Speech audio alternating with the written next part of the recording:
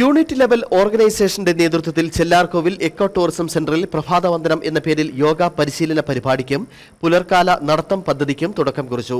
Kottayam DFO N Rajesh IFS പ്രഭാതവന്ദനം പരിപാടി flag off ചെയ്തു.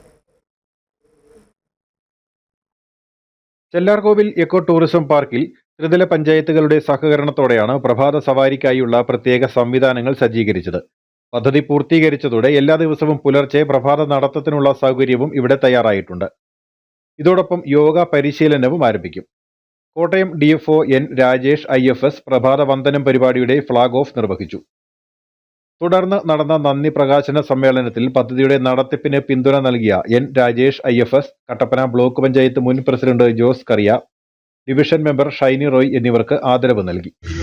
വളരെയേറെ സ്വപ്നങ്ങൾ അവരുടെ മനസ്സിലുണ്ട്. അതെല്ലാം എൻ്റെ മുമ്പിൽ തുറന്നു.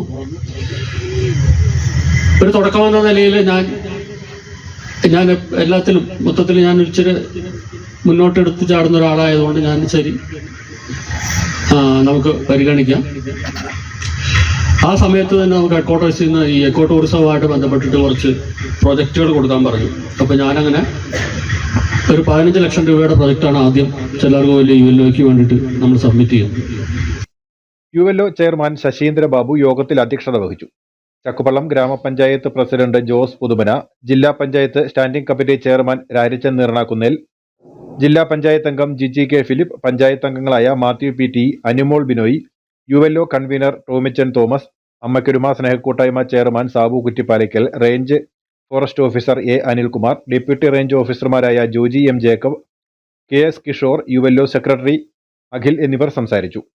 തുടർന്ന് പാട്ടുകൂട്ടം അംഗങ്ങളുടെ നേതൃത്വത്തിൽ ഗാനസന്ധ്യയും ക്രിസ്തുമസ് ആഘോഷവും നടന്നു. News bureau, Anakkara.